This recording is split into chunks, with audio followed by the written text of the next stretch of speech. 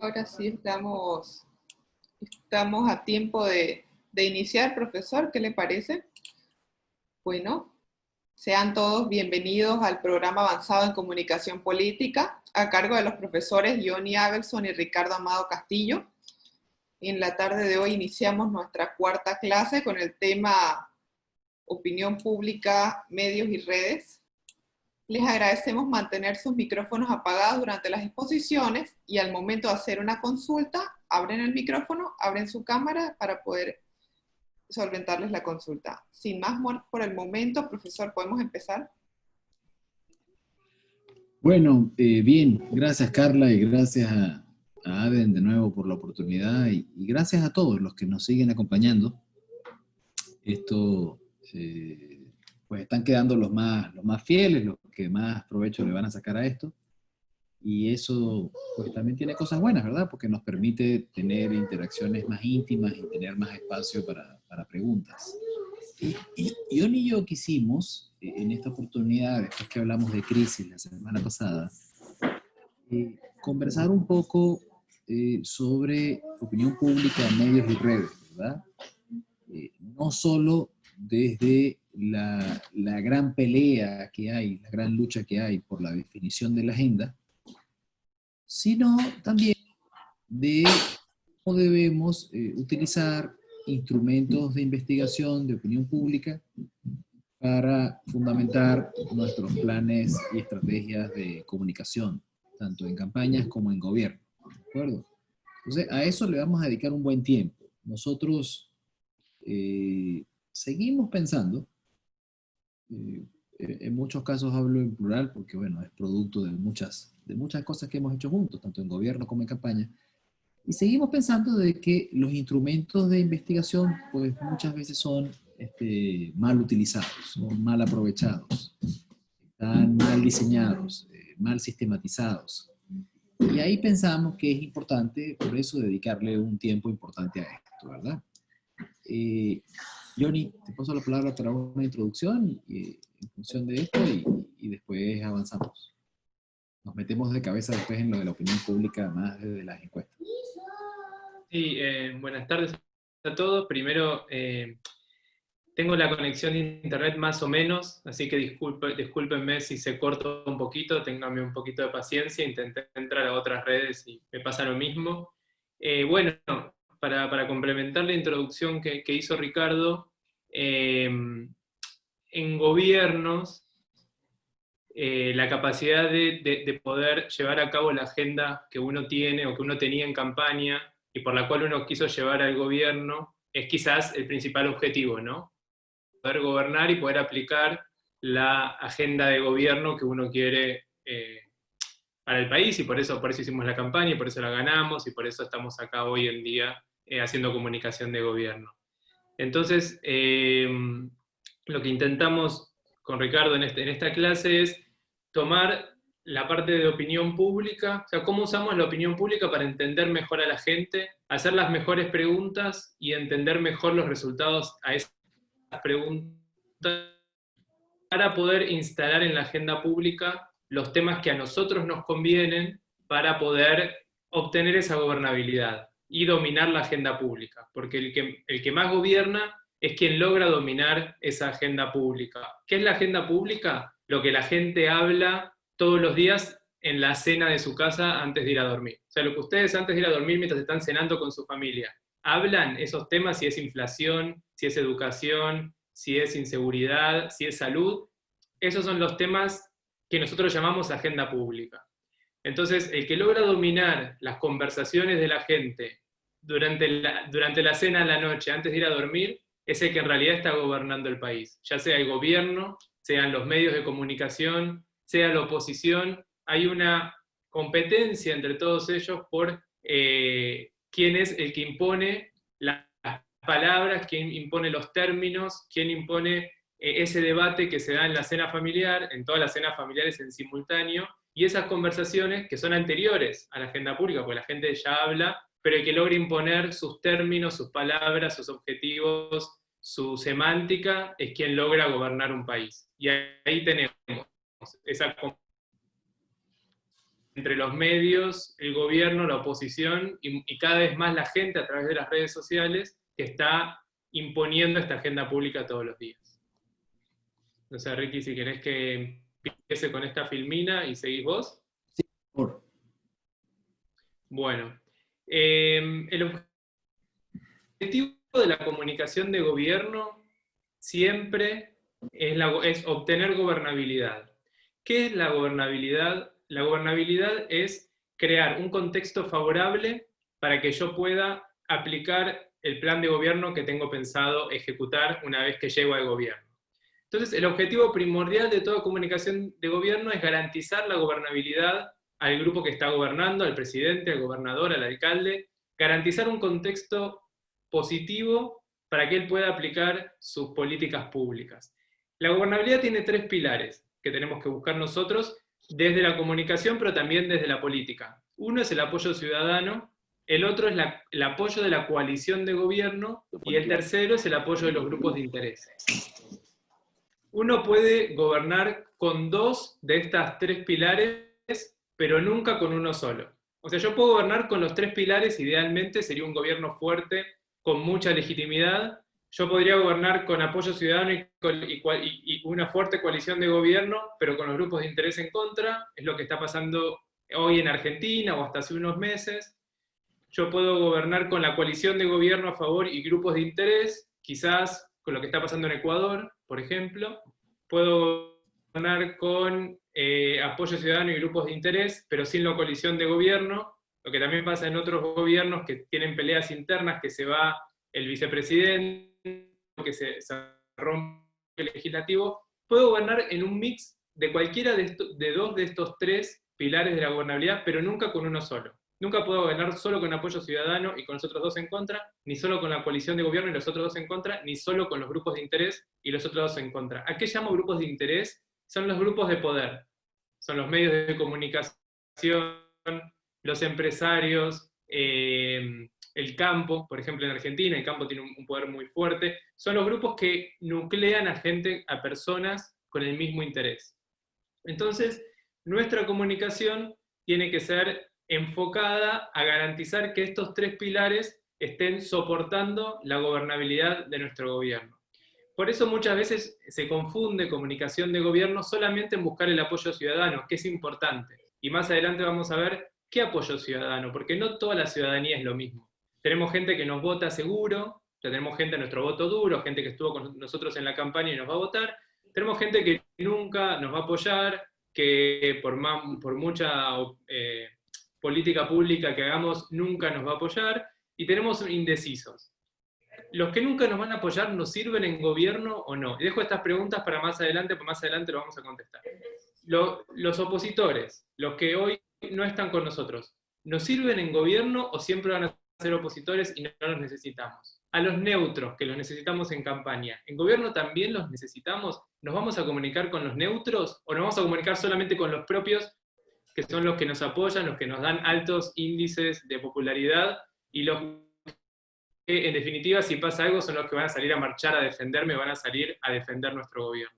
Eso lo planteo como duda. Ricardo, si querés ir un paso para atrás, pero la comunicación no solamente es esta comunicación masiva que habla con la gente para buscar el apoyo ciudadano, sino que la comunicación también tiene que responder a la coalición de gobierno, porque dependiendo cuán heterogénea sea la comunicación de gobierno, también va a ser de heterogénea mi propia comunicación de gobierno, digamos. Si yo tengo grupos más de centro y más extremos, corro el riesgo de que si yo solamente comunico a los extremos, pierda el apoyo de la parte de mi coalición de gobierno que es de más centro, o al revés. Si yo soy muy centrista en mi comunicación, tengo el riesgo de perder el apoyo de los más extremos en mi comunicación de gobierno, en mi coalición de gobierno. Entonces, ¿cómo hago yo para desde la comunicación de gobierno representar a toda esa coalición de gobierno y no poner en riesgo la gobernabilidad por la comunicación? Y por último, los grupos de interés.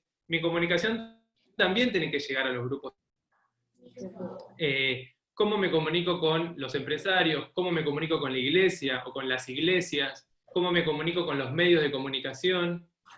¿Cómo mejoro esas relaciones? ¿Cómo las tengo aceitadas? Bueno, un poco la gobernabilidad y la comunicación de gobierno tienen estos tres objetivos. Lograr comunicarme de la forma más eficiente posible y lograr el apoyo de estos tres pilares, o mínimo de 2 de los 3, aunque uno siempre tiene que buscar los 3. Ricardo, si te parece seguir. Sí, buenísimo. Bueno, ahí la verdad es que nos debieran quedar, en el sentido más positivo de la palabra, dudas importantes, ¿no? De con quién tenemos que comunicarnos, qué tenemos que decirles. Por supuesto que democráticamente es correcto pensar y decir y sentir que gobernamos para todos.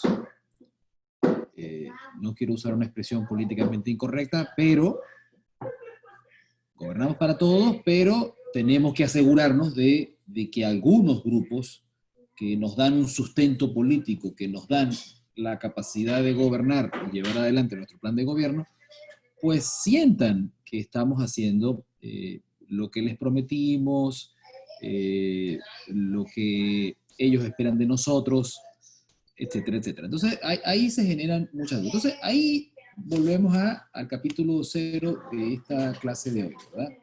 Bueno, algunos de los instrumentos con los que contamos son los instrumentos de investigación de opinión pública, que ya decíamos en la primera sesión que es muy llamativo de que en las campañas electorales se utilizan mucho encuestas, se utilizan muchísimas encuestas, y grupos focales, y otros instrumentos inclusive. Y luego en el gobierno, salvo los grandes gobiernos y las grandes ciudades, es muy poco lo que se utiliza, ¿verdad? Muy pocos ministerios, y entonces ahí estamos desaprovechando una oportunidad de conocer qué es lo que piensa la opinión pública. Y una vez más, tal y como Johnny nos invita, no la opinión pública como que si fuera una idea homogénea, sino disectando la opinión pública, ¿verdad? ¿Qué piensan los inversionistas? ¿Qué piensan los del campo? ¿Qué piensan los empresarios? ¿Qué piensan los comerciantes? ¿Qué piensan las mujeres? Para ir viendo cuáles de estos grupos nos apoyan para ir construyendo ese capital político. Entonces, nosotros necesitamos pensar cómo entender lo que piensa la gente, lo que sienta la gente, y lo que le preocupa a la gente. Y ahí, como mínimo, ahí no, voy a hacer un paneo rápido y después en las preguntas, pues si a alguno le interesa, nos metemos en más profundidad. Pues lo mínimo que cada uno de ustedes debiera comprender es que tenemos estos dos instrumentos imprescindibles, ¿verdad? Las encuestas, que nos sirve para estudiar, digamos, lo cuantitativo, y los grupos focales, que nos sirve para estudiar lo cualitativo, ¿verdad? Estos son elementos a contemplar en lo que nosotros llamamos el diseño, análisis y seguimiento permanente de un sistema de investigación, porque eso es lo que hay que diseñar, eso es lo que hay que montar, un sistema de investigación, no una medición, sino algo que nos permita monitorear esto en el tiempo. Desde el punto de vista de las encuestas, pensamos que hay 4 cosas fundamentales a tomar en cuenta. La primera es la muestra, y quizás es una de las más importantes, y una de las a las que los que legítimamente menos experiencia tenemos en esto, pues podemos prestarle menos atención, pero resulta que es la más importante, ¿verdad? Porque la muestra es la que garantiza una representatividad del universo que estamos estudiando, ¿verdad? Entonces, ahí cruzaba algunas ideas con Giovanni, que me dijo que era de Chiriquí. Bueno, si estamos estudiando Chiriquí, denme un segundito, por favor. What? Johnny, ¿estás por ahí? Sí. Un relevo, un segundito, que hay una niña de 4 años por acá. Dale, me cambié de lugar a ver si tengo mejor internet. Básicamente la diferencia de encuestas y grupos focales, para los que no están tan al tanto de para qué se usan unas y para qué se usan las otras, porque a veces a mí me pasa que los consultores damos por sentado que todo el mundo sabe cómo son y para qué sirven.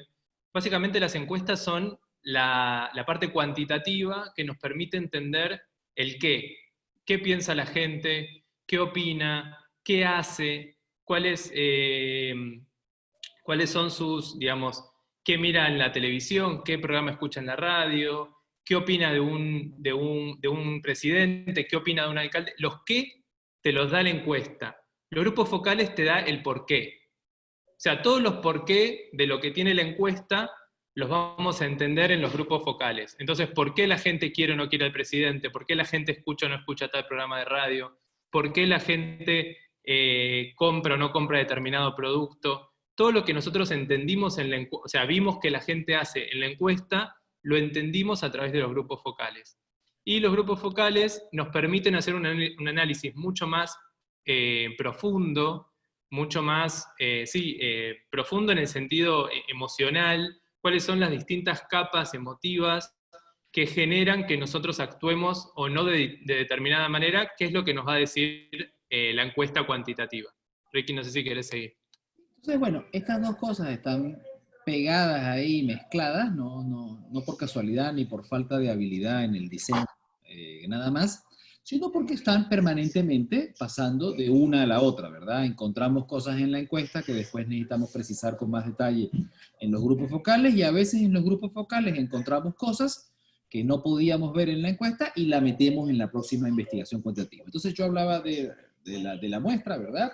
La muestra me tiene que garantizar de que el universo que estamos estudiando verdaderamente esté representado en las personas que fueron consultadas. Entonces, si en Chiriquí hay 53% de mujeres, en la muestra debería haber 53% de mujeres. Lo mismo con las edades, lo mismo con las diferentes regiones, sectores o áreas, para mantener un peso representativo de los lugares que estamos estudiando, ¿no? Entonces, eso por un lado, y por supuesto para mantener un nivel de confianza acorde con la cantidad de casos que podemos llevar adelante. Luego los objetivos son muy importantes, ¿verdad? Porque hay encuestas para medir intención de voto, hay algunas que tienen objetivos mixtos, hay algunas para medir una crisis, hay algunas para evaluar si alguna acción de gobierno está bien conocida, ¿verdad? De repente a veces estamos invirtiendo 10 millones de dólares en un plan, y la gente no conoce lo que estamos haciendo. Yo, por ejemplo, con varios alcaldes en México, ellos han invertido cantidades estrafalarias en esfuerzos alrededor del COVID, y después, bueno, aunque nos duele, cuando le preguntamos a la gente si sabe lo que estamos haciendo para la reactivación económica de los diferentes municipios donde trabajo, pues la gente, un 60 o 70% nos dice que no. Entonces, claro, son cosas que a veces no quisieras, pero es mejor saberlas.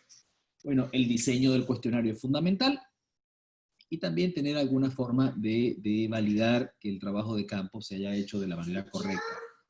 Nosotros pensamos que más allá de que uno contrate profesionales para llevar adelante las encuestas, pues los estrategas, los responsables de las áreas de comunicación deben tener alguna inherencia en el diseño. Deme un segundito, Johnny, sigue tú, por favor.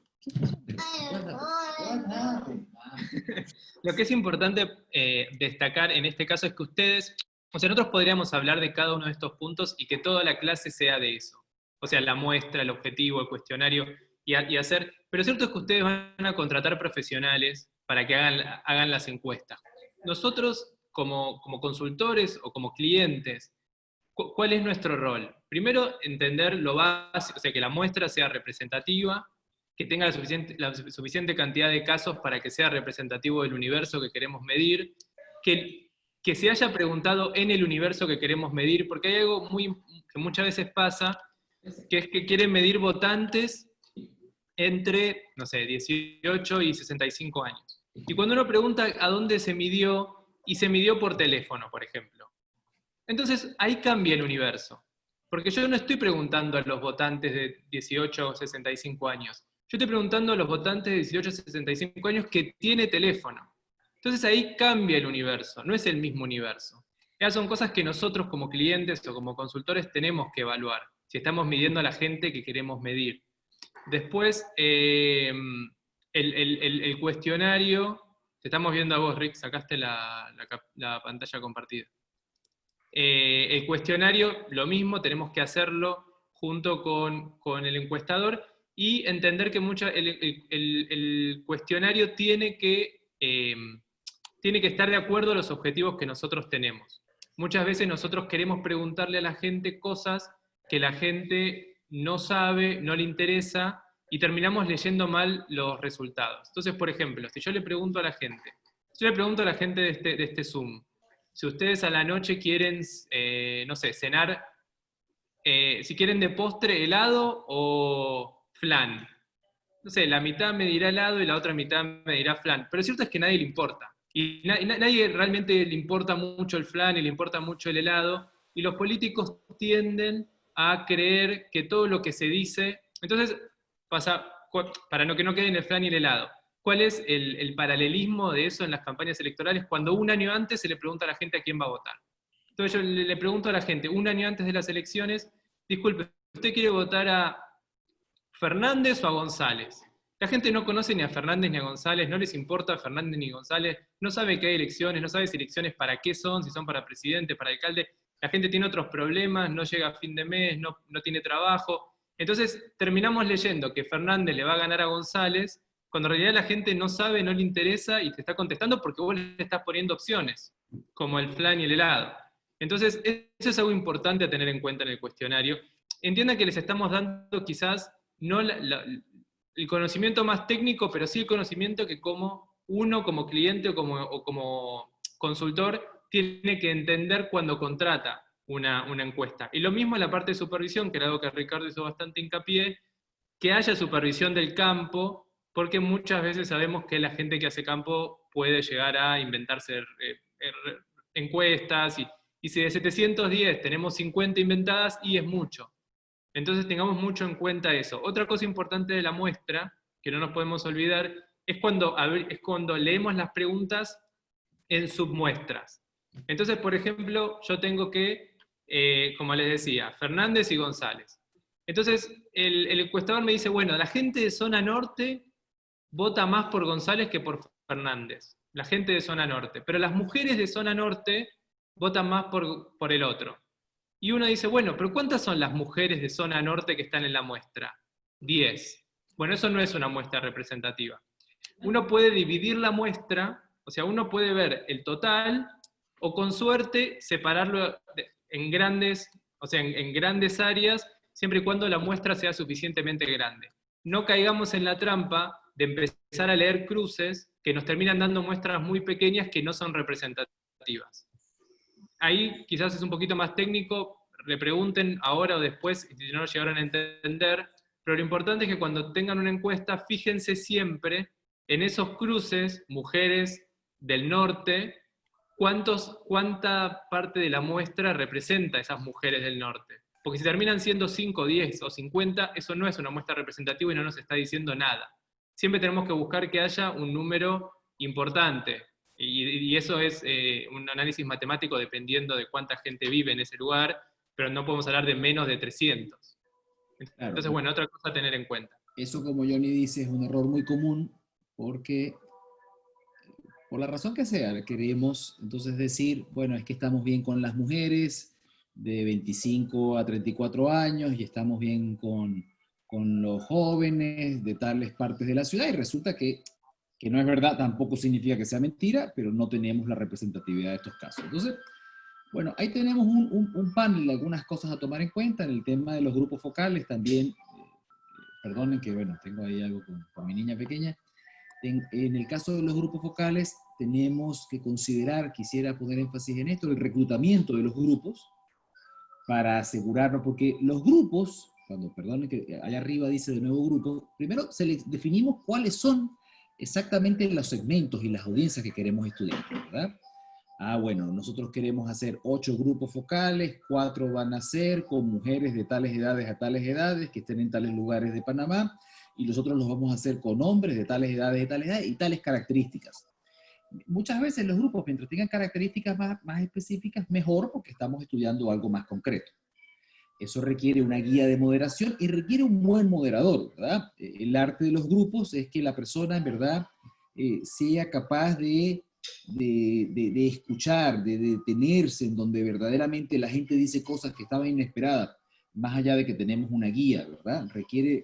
Y no forzar respuestas. Yo muchas veces estuve en grupos focales donde dicen, ¿pero a ustedes no les parece que lo que hace el presidente está mal? ¿Ustedes qué les parece este acto de corrupción que se vio? Bueno, en ese caso, y es muy común, mucho más común de lo que ustedes creen, en ese caso el moderador está influyendo en la gente. Entonces es muy importante que el moderador solamente, no es un cuestionario, sino una guía de moderación. ¿Por qué es una guía? Porque en realidad lo que se busca es que la mesa converse como si estuviera en un bar o en una cena, y el moderador solamente intenta guiar para que no se vayan por otro lado y para que hablen de los temas que nosotros queremos que hablen, pero en realidad lo que busca es que la conversación fluya. Y también controlar que no haya una persona, que pasa muchas veces, aunque se hace un buen film, que no haya una persona que quiera ser el que habla más, ¿verdad? Y hay gente que no sé por qué razón va a estas sesiones y le dan ganas de ser el líder de la manada y quiere controlar a la gente y quiere dominarlos y quiere hablar más que los demás, y el moderador también tiene que trabajar en eso. Por eso, bueno. Hay un personaje que aparece siempre que es el primo del candidato. Entonces, cuando uno empieza a preguntar por Fernández, dice, no, bueno, es mi primo, yo lo conozco bien, es un borracho, es un borracho. Y eso domina mucho la conversación porque nadie se atreve al primo, que nunca es primo, pero siempre aparece, o es vecino, o es amigo del sobrino, y ese termina, y nadie se atreve a decir otra cosa porque en teoría lo conoce, cosa que en general no pasa, pero bueno, nada, es un personaje que siempre existe en todos los grupos. Bien. Recuerden que Johnny hizo hincapié de que en los grupos focales podemos encontrar los por qué, ¿verdad? Entonces, la encuesta encontramos, por eso digo, vamos de un lado para otro y del otro volvemos para acá. En la encuesta encontramos de que un grupo importante de mujeres entre 25 y 40 años no nos quieren, y es el grupo con el que nos va más mal. Y resulta que la verdad, aunque le demos vuelta a la encuesta para atrás y para adelante, no encontramos el por qué. Bueno, lo que hacemos comúnmente es que vamos a unas sesiones con mujeres de 25 a 40 años para tratar de entender un poco mejor algunas razones que, en este ejemplo, la distancian del candidato. Bueno, yo aquí pongo algunas categorías a contemplar en el diseño por supuesto, muy dependiendo de los objetivos, pero tenemos que hacer preguntas asociadas a los actores, preguntas asociadas a los problemas, preguntas asociadas a las emociones y preguntas también asociadas al gobierno, ¿verdad? Esto vamos a enfatizarlo en la siguiente sesión, que vamos a tratar también de hablar como del diseño de un plan estratégico de comunicación de gobierno, pero en general nosotros pensamos de que, bueno, hay objetivos que pueden categorizarse aquí, ¿verdad? Hay objetivos de cosas que queremos hacer, cosas puntuales de políticas públicas, ¿verdad? En un punto dado son planes y después pueden ser logros. Hay otros objetivos asociados a la diferenciación, algo de esto hablamos hace 2 semanas que queremos tener con nuestros antecesores. Hay objetivos asociados a la narrativa, ¿verdad? A las amenazas que vemos por delante, y también hay objetivos asociados a la relación que queremos construir con el electorado. Pero volviendo a esto, entonces tenemos que pensar en posibles preguntas, ¿verdad? También tenemos que preguntarnos qué es lo que queremos comunicar, cómo queremos que la gente nos recuerde. Y nosotros sugerimos de que, lo hemos dicho varias veces, que definamos cuáles son los atributos con los que queremos que la gente nos posicione. Esto es importante porque si yo quiero que la gente piense que yo soy muy trabajador y muy cercano, eso en sí mismo ya se convierte en un objetivo de investigación. Tengo que preguntar a la gente si la gente piensa que soy muy trabajador y muy cercano, ¿verdad? Porque si yo quiero que la gente piense que soy trabajador y cercano, se supone que voy a hacer esfuerzos comunicacionales para esto y tengo que ir midiendo si la gente ve eso. Aquí lo que quiero decir es que la gente... Agrego algo, y que en los focus definan qué significa ser cercano y qué significa ser trabajador.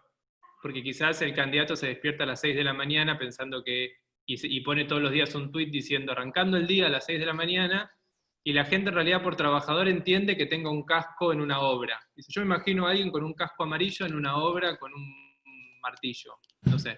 Entonces, así como nosotros tenemos que entender, si la gente nos ve a nosotros y a nuestros contrincantes como cercanos o trabajadores, y esto es todavía más importante y más complejo, entender qué significa para la gente cercanía y qué significa para la gente ser trabajador. Porque, por ejemplo, de vuelta, en general el candidato o el equipo de campaña asume que todos creemos lo mismo por cercanía, y es muy probable que no sea así, y que tampoco sea así en las distintas regiones del país. Por eso es importante, así como hacemos focus group con distintos tipos de electores o con distintos tipos de ciudadanos, hacer en todas las regiones que creamos importantes del país. Yo en general hago otra cosa, otro tip importante en el caso de los focus group, es cuál es la variable que mejor define hoy. Antes, por ejemplo, se separaba en sexo. Cuando yo empecé a trabajar de esto hace 15 años, se hacía hombres, por ejemplo, hombres de la zona norte y mujeres de zona norte, hombres de zona sur, de centro y mujeres de zona centro, y lo mismo del sur, hombres y mujeres. Hoy la variable que más divide a la gente es la edad. vos no podés juntar a alguien de 55 con alguien de 25 porque son radicalmente diferentes. Entonces lo que cambió con el tiempo es que hoy los focus groups se dividen, se hacen mixtos, porque antes se separaban porque se decía que las mujeres cuando estaban los hombres no hablaban. O sea, como que los hombres dominaban la conversación y las mujeres terminaban. Hoy eso no es así, por suerte. Lo que sí pasa es que lo que sí se divide es que se hace jóvenes y adultos separados porque son radicalmente distintos cómo ellos ven las cosas y cómo se conectan con el gobierno, cómo se conectan con los medios de comunicación, ya sean tradicionales o redes sociales, cómo se conectan dependiendo de la edad, es lo que más cambia. ¿Hay alguien ahí haciendo ruido? Ahí está. Bueno, eso entonces es importante respecto a los focus group, y aprovecho que Ricardo no está para decir algo que me había quedado antes, que para mí es la clave un poco de todo esto, que es, nosotros tenemos la misma información que tiene, o sea, si nosotros hacemos una encuesta, es muy probable que los otros candidatos, estamos en gobierno, que la oposición haga la misma encuesta, porque las preguntas son todas más o menos similares, la muestra es más o menos similar. Entonces la pregunta es, ¿cómo hacemos nosotros para diferenciarnos? ¿Cómo hacemos nosotros para tener una ventaja competitiva respecto de la oposición? Y hay dos cosas en las que nos tenemos que enfocar. Primero, en qué preguntamos. Tenemos que usar los focus group para entender mejor a la gente y poder preguntar cosas que la oposición no esté preguntando. Entonces, tener esas preguntas que nos den una ventaja, que nos den una ventaja competitiva respecto a la oposición, preguntar mejor, en otras palabras, entender más y preguntar mejor. Pero lo segundo es analizar mejor los resultados. Todos tenemos los mismos resultados, pero la gran parte de la mayoría los lee de forma lineal. Este vota por mí, este no vota por mí, este está contento, este está triste. Lo que nosotros podemos hacer como consultores es hacer un mejor análisis de esos resultados para tener mejor información que o los otros candidatos o que la oposición. Entonces tenemos que enfocarnos básicamente en esos dos valores, que son las dos cosas que nosotros podemos enfocarnos para ser mejor que los demás. Preguntar mejor, hacer mejores preguntas, entender mejor a la gente para saber qué preguntar, que cambie que toque esa cuerda emotiva, que los otros no sepan que existe y así poder llegar mejor a la gente, y hacer un mejor análisis de los resultados, hacer mejores cruces, volver a hacer focus group, ahí está Tutú, para tener mejor información que los otros candidatos o que la oposición. Y la otra pregunta que creo que quedó es, ¿qué se hace primero, focus group o encuesta cuantitativa? Que me parece otra cosa importante. ¿O se hacen los dos a la vez? Lo cierto es que lo primero que tenemos que hacer es un focus group para entender qué preguntar. Si yo hago una encuesta cuantitativa, sin haber hecho antes un focus group probablemente pregunte mal, porque no voy a entender a la gente como para poder preguntarle. Entonces yo primero tengo que hacer unos focus group, aunque sea pocos, para poder entender lo básico, para armar un buen cuestionario. Después voy a hacer la cuantitativa, donde voy a preguntar mejor los pequeños hallazgos que yo pude haber hecho en los focus group. Entonces hago la cuantitativa para cuantificar. Si lo que yo entendí lo piensa 1, o lo piensan 100, o lo piensan 1000, o lo piensa 1.000.000. Hago la cuantitativa. Y después tengo que volver a hacer el focus group para entender mejor los hallazgos de la cuantitativa. O sea, si yo sé que la mayoría piensa determinada cosa, bueno, entender mejor eso que piensa la mayoría, por qué, cuán profundo es, si se puede cambiar y si no se puede cambiar, si se puede cambiar cómo. Entonces, el camino ideal es empezar con focus group para entender a la gente, hacer una encuesta cuantitativa para saber si lo que yo entendí, dimensionarlo, si lo piensa una mayoría o una minoría, o en el norte o en el sur, o lo que fuere, y después volver a hacer focus group para entender mejor eso que yo logré detectar en la cuantitativa. Así que bueno, esos tres temas me parece que eran importantes para subrayar. Bien, ahí tengo algunas ideas para pensar, bueno, ¿qué preguntamos, verdad? Entonces decíamos, teníamos que preguntar sobre los actores, Y bueno, ahí algunas de las preguntas clásicas tienen que ver con el conocimiento. Usted conoce a Fernández, usted conoce a González, ¿verdad? Usted conoce a Rodríguez. En algunos casos, dependiendo del momento, esto puede ser, podemos preguntar a quiénes conoce, para también ver espontáneamente. Luego preguntar solamente con el nombre y luego preguntar con la cara, a ver si hay alguna asociación, a ver si la gente en verdad lo conoce.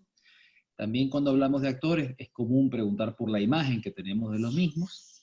Es importante que imagen no es intención de voto, ¿no? Muchas veces la gente dice, ah, no, a mí me conoce 40%, me va a ir re bien, y quizás la gente te conoce de nombre, pero no tiene ninguna opinión sobre vos, o te conoce de nombre y no te vota, o no te aprueba la gestión, o te conoce y te vota. Digamos, conocimiento es solamente conocimiento, no implica nada más, ni agradabilidad ni intención de voto. Lo mismo con la imagen, ¿verdad? Puede ser que tengan inclusive una buena impresión tuya y que no quieran votar por ti. Y entonces es la típica cosa, bueno, que tenemos que rompernos la cabeza y buscar seguir investigando. Por ejemplo, en una oportunidad yo estaba trabajando con una candidata muy joven y la gente tenía una gran impresión de ella, una gran impresión de su historia de vida, una gran imagen, pero a la hora de votar pensaba, no, está muy joven, más adelante. Ah, bueno, entonces conocimiento era muy bueno, era bárbaro, imagen era muy buena, bárbara, después intención de voto no era tan buena. Y tuvimos que después hacer grupos focales para encontrar esta idea que pasa muchas veces con los candidatos jóvenes, pero teníamos que validarla. Es que la gente decía, no, mira, mejor el último alcalde no lo ha hecho tan mal, agarramos el último periodo que podía reelegirse y ella más adelante. Y bueno, entonces nosotros después teníamos que ver cómo revertir esta idea de más adelante, ¿verdad? Entonces, una segunda categoría de cosas que... Aquí están algunas de estas categorías, ¿verdad? Las que puse antes, actores, problemas, emociones y acciones de gobierno. Entonces, dentro de la segunda categoría, tenemos que intentar preguntar por los problemas y diferenciar los problemas macro de los micro. La gente tiene a veces una impresión de cuáles son los problemas del país, o en el caso de Panamá, cuáles son los problemas de la provincia, inclusive cuáles son los problemas de la ciudad, y otra cosa muy diferente cuando le preguntamos cuáles son los problemas del barrio o de la familia, ¿verdad? No quiere decir que siempre tengamos tanta capacidad de hacer todas esas preguntas, pero es una cosa que debemos diferenciar. Yo voy a compartir una anécdota muy tonta que es útil. Teníamos que buscar, Johnny también ha insistido en esto, ¿verdad? Diseñar preguntas que nos ayuden a explorar ángulos diferentes. Yo siempre le digo a los encuestadores con los que trabajo, si al final del estudio me vas a decir que el principal problema es la seguridad, cosa que es el problema del 95% de los municipios de Latinoamérica, pues le digo que lo mato, ¿verdad? Es mi forma de bromear con ellos, pero tenemos que encontrar algo más, tienes que decirme otra cosa, ¿verdad? Entonces, por eso es importante balancear esta idea de los problemas macro y micro. Entonces hay que preguntar también cuáles son las expectativas de la gente en cuanto a qué quieren que se haga. Ya sabemos que el problema es la seguridad. Bueno, ¿qué piensan que se puede hacer? ¿Verdad? ¿Cuál pudiera ser la solución? ¿Quién pudiera solucionar esto?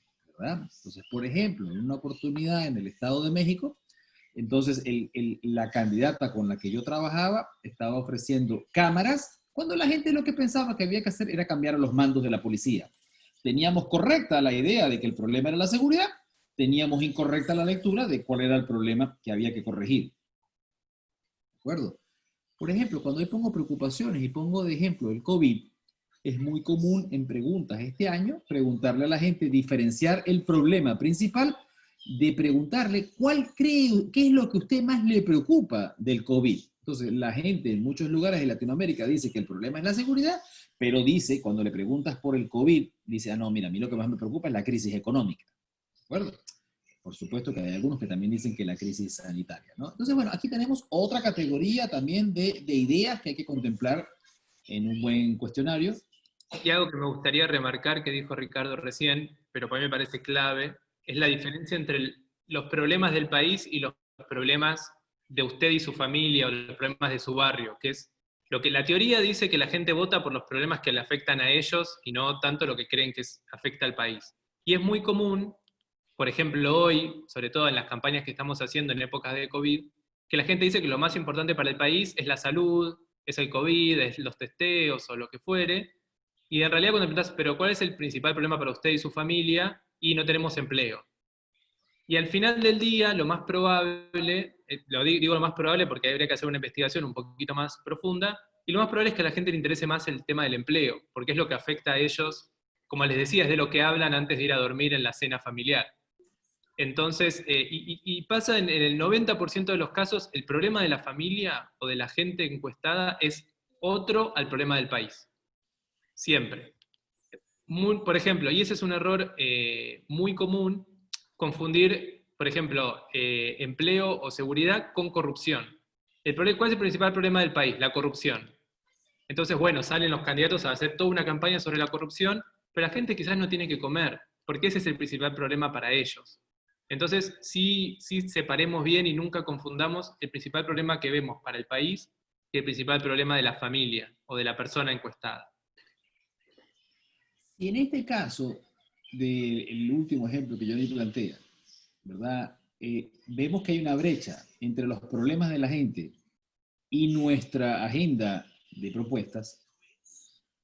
No necesariamente hay que cambiar, ¿verdad? Hay que cambiar las ideas que llevamos adelante, pero al menos hay que vincularlas, ¿de acuerdo? Y entonces también la investigación nos lleva a poder preguntar, especialmente en lo cualitativo, miren, ¿y ustedes cuál creen que es la relación entre empleo y corrupción? Ah, entonces la gente nos dice, no, pero por supuesto, porque se roban los recursos y esto y lo otro. Entonces, esa también es parte de cómo resolvemos parte de los problemas, en el sentido más positivo que nos van apareciendo. Siguiendo con algunas ideas para que las tengan ahí. Bueno, ¿qué más tenemos que preguntar? Tenemos que preguntar cosas también más emotivas, ¿verdad? ¿Que ha mejorado su vida? ¿Usted está mejor que antes? ¿Usted cree que estos temas han mejorado? ¿Creen que no han mejorado? ¿Cuál cree que es la causa? ¿Quiénes creen que son los culpables? ¿Cuál de estos candidatos le transmite confianza? ¿Cuál de estos candidatos le parece honesto? ¿Cuál de estos candidatos le parece cercano? ¿Cuáles son sus miedos? ¿Cuáles son sus sueños? Entonces, nosotros comúnmente decimos que la política es emocional, que el voto es emocional, que la comunicación es emocional, pero también hay que tener cuidado con muchos instrumentos de investigación que terminan siendo hiperracionales, ¿verdad? Y hay que tratar de indagar un poco en esto, en cuáles son los miedos de la gente. Por ejemplo, en muchos lugares en los que he podido acompañar a algunos grupos focales, las mujeres terminan, al final su gran miedo tiene que ver con sus hijos, ¿verdad? Y termina siendo, por ejemplo, les doy un ejemplo de un grupo de mujeres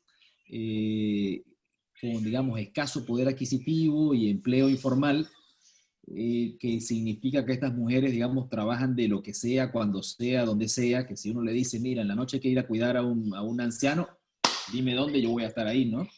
Entonces, estas mujeres al final lo que más les preocupa es quién se va a quedar con mis hijos, dónde se van a quedar mis hijos, qué les puede pasar mientras yo estoy trabajando, ¿verdad?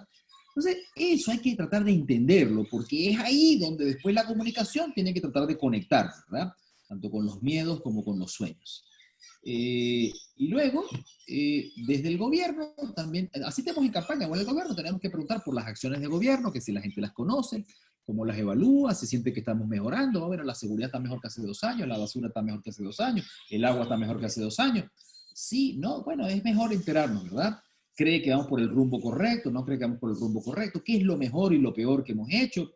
¿Cuál usted cree que es la prioridad de este gobierno? Entonces le preguntamos al alcalde y el alcalde dice, no, mira, mi prioridad es la seguridad. Y le preguntamos a la gente y la gente piensa otra cosa, ¿no? Entonces, bueno, aquí apenas hay un pequeño listado. Y no estoy insinuando de que tengan que ser cuestionarios infinitos. Hay un pequeño listado de ideas a considerar. Y repito, tanto para Johnny como para mí, lo más importante, quizás tan importante como el resto del proceso, es un buen diseño de la investigación cualitativa como cuantitativa. Johnny, me gustaría que compartieras un poco esta pregunta que a ti te gusta hacer de si usted cree que este líder se preocupa por usted. Qué bueno que me dijiste porque se me había pasado y eso creo que es muy importante, muy, muy importante, y es separar las acciones de las razones por las que se hace una acción. ¿Qué quiero decir con esto? No es lo mismo medir, por ejemplo, si o sea, la gente puede justificar muchas acciones de un gobernante, muchas políticas públicas, muchas declaraciones, si ellos creen que las razones detrás de eso son buenas. Entonces no es lo mismo, por ejemplo, si yo pregunto, ¿usted cree que es bueno el programa contra la inseguridad? La gente puede decir sí o no, quizás piense que es malo. Pero si usted pregunta, ¿usted cree que el gobernante ¿realmente se preocupa porque usted esté seguro? ¿O realmente se preocupa por personas como usted? Ahí nosotros entendemos si la gente valora bien la intención que está detrás de esa política pública, o la intención que está detrás de algo que dijo, o de algún spot publicitario, y la gente, siempre y cuando tenga una valoración positiva de las intenciones detrás de las cosas, le va a dar una legitimidad y una valoración y una aprobación mucho más importante que si está de acuerdo o no con las cosas específicas que hace. No sé si me explico, pero eso es realmente muy importante, entender, porque en el momento en el que la gente deja de creer en las intenciones, ese es el momento en el que cae la imagen positiva de un gobierno. Porque no importa lo que haga o deje de hacer, la gente ya está pensando en que sus intenciones no son buenas, que quiere robar, o que quiere asegurarse recursos para el partido, o que solo le importa ganar las elecciones, lo que fuera.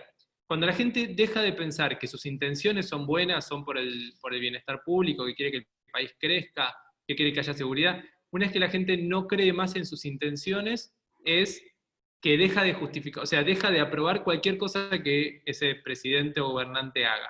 Entonces, de eso digo, separar acciones de intenciones, ¿qué está detrás de eso que el gobernante hace? Y eso es muy importante porque muchas veces esa intención es la única forma de entender por qué la gente rechaza ciertas cosas que rechaza de un gobernante. Bien, bueno, ahí agregué mientras nos escuchaba otra, de acuerdo, en cuanto a que es vital incluirla, ahí sí diría que siempre, en para quién estamos gobernando, en preguntarle a la gente si piensa que estamos gobernando para una élite o para todos, o en diferentes verbalizaciones según el país. Esta comúnmente es una pista que nos va a alertar de problemas graves antes de que termine de caer la tormenta. Por ejemplo, en Argentina, mucho antes del declive del presidente Macri, que después no se pudo reelegir, ya esto comenzaba a salir en las encuestas, inclusive cuando llevaba un año, cuando todavía no estaba mal visto, un año y medio, y la gente ya decía, no, no, está gobernando principalmente para unos pocos, principalmente para una élite. Ya eso era un síntoma de una espina que se estaba construyendo ahí, ¿de acuerdo? Entonces, tenemos que buscar ese tipo de preguntas que nos dan alertas, por así decirlo. Bueno, ahí, pues nada, esto de nuevo es un resumen de algunas de las cosas que hemos venido conversando. Y por supuesto queríamos, digamos, resaltar la importancia de diseñar bien los objetivos, de buscar ayuda profesional en el diseño, en la muestra, en la guía, en la moderación, en los filtros, en el reclutamiento y sobre todo en el análisis. Y hoy no nos da tiempo, pero cuando usamos la palabra seguimiento es porque también muchas veces, lamentablemente, en las organizaciones donde sí hay varias encuestas, hacemos un esfuerzo muy pobre por compararlas, y donde está la riqueza es ir viendo esto en el tiempo, ¿verdad? Ah, bueno, tenemos 33% de aceptación con las mujeres. ¿Eso es bueno o es malo? Pues la verdad que también depende. Si arrancamos en 18, pues estamos mejorando, ¿verdad?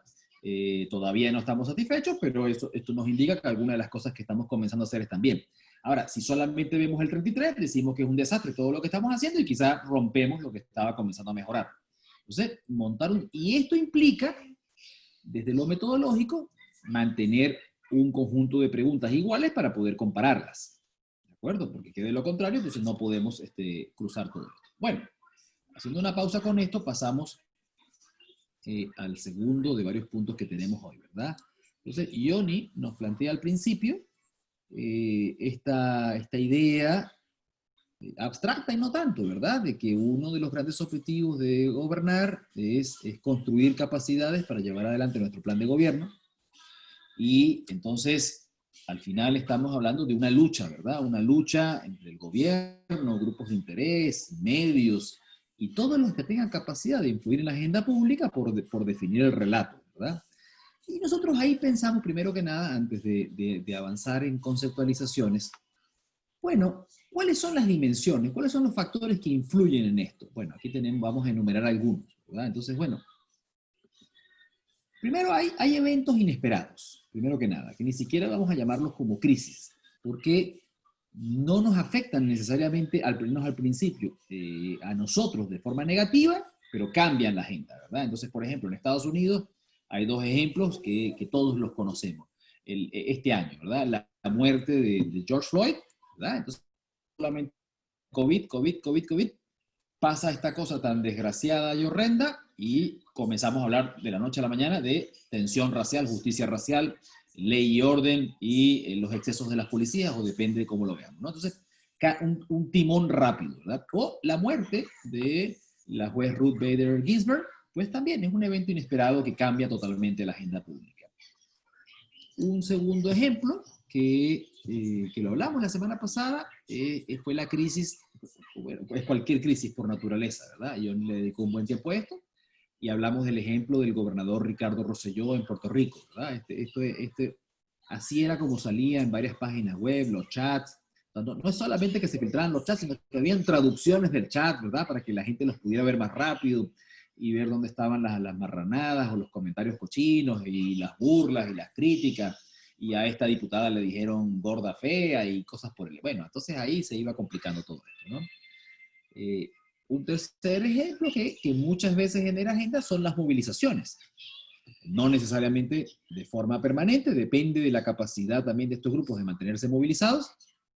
Ya en el ejemplo anterior eso era un buen caso, pero aquí estamos viendo, por ejemplo, en Argentina, grupos que salen a la calle, pero salen y se regresan. Todavía no dominan totalmente la agenda, pero definitivamente están generando ciertos efectos en la agenda.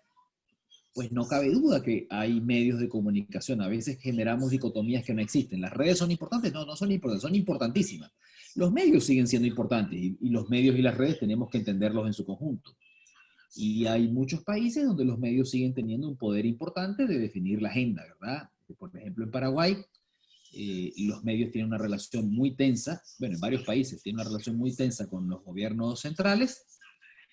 En el caso paraguayo, los medios más importantes se lo pasan criticando al presidente, y bueno, y eso tiene, digamos, efectos también en la definición de esa conversación, ¿verdad? Esa idea que Johnny nos plantea de la agenda pública es esa conversación que tenemos en el bar, cuando hablamos de nuestros problemas, esa conversación colectiva, es esa conversación que tenemos también en nuestras casas mientras estamos cocinando. Es lo que nos preocupa, y también la forma en que vemos a quienes en teoría deberían liderar esto, ¿verdad? La agenda también la definimos en base a anuncios, en base a planes, en base a proyectos, ¿verdad? Entonces, aquí está el anuncio del presidente, cuando, bueno, él define la agenda cuando nomina a una nueva juez de la Corte Suprema. La definimos también como... Trump es un maestro en imponer temas en la agenda pública, ya sea por algo positivo, o por una crítica, una pelea, o por el ridículo mismo. Él es dueño de la agenda pública en Estados Unidos. Yo creo que la elección es él. Biden es casi inexistente. O sea, es cuando uno ve las mediciones en redes sociales y la cobertura mediática, a favor o en contra solo se habla de Trump. Biden es casi un actor secundario. Bueno, lo mismo cuando hay, digamos, logros, ¿verdad? Esto es Obama cuando firmó su ley de salud. Bueno, ahí se define, digamos, una parte de la agenda. Y algunas veces, ya esto lo conversamos el primer día, también la agenda la puede definir cierto estilo. Un estilo que va más allá de las formas, que incluye símbolos, ¿verdad? Porque entonces ahí estamos hablando también de un estilo que se supone que viene a cambiar las cosas. En este ejemplo del presidente Medina en los primeros años de República Dominicana, donde él hacía estas cosas de la visita sorpresa. Entonces ahí la agenda era el presidente que quiere hacer las cosas bien, el presidente al que no se le escapan las cosas, ¿verdad? Entonces, la forma puede ser fondo. Bueno, estas son algunas de las cosas. Y en el mundo moderno que vivimos, donde la polarización es un elemento fundamental en la forma en la que vemos la política, las reacciones del otro terminan siendo fundamentales en la definición de la agenda, ¿verdad? Entonces, esta foto es de la speaker de la Casa de Representantes, digamos, la líder de la Cámara Baja del Congreso, que en el discurso de la Unión del presidente, pues terminó rompiendo su discurso. Y al final, eso es lo que sale al día siguiente, ¿verdad? Ese también es parte del mundo en el que vivimos, especialmente el mundo de las redes sociales, ¿verdad? Al final, gestos, símbolos, pueden terminar siendo definitivos en la definición de la agenda. Bueno, dicho esto, Johnny, te paso la palabra. Dale. En cuanto al tema tópico de la clase de hoy, de agenda setting y de comunicación de gobierno, hay dos conceptos que queremos hablar con ustedes, que son conceptos académicos, pero que sirven mucho en la comunicación de gobierno. En realidad son tres, porque no podemos entender el framing y la agenda setting sin hablar de la opinión pública, digamos. Entonces, empezamos hablando de opinión pública y ahora lo que vemos es cómo desde la comunicación de gobierno podemos influir en esta opinión pública, más allá de estos casos de cómo Ricardo lo conceptualizó y mostró ejemplos de cómo se puede influir en la agenda pública. Y estos dos términos son framing, que significa encuadre, o sea, cómo nosotros o la oposición encuadramos un tema, y el agenda setting, que es básicamente quién pone la agenda, quién pone el tema en la agenda pública. Ricky, no sé si querés ir al siguiente.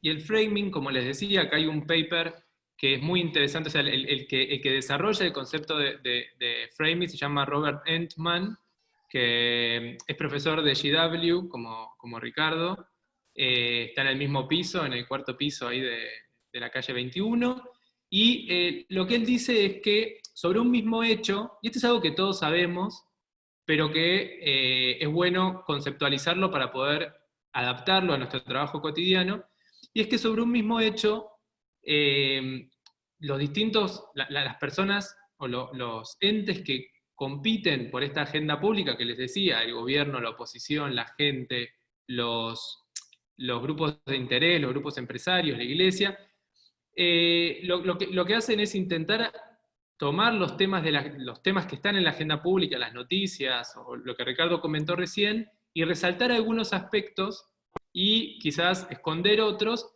para darle una definición particular al problema.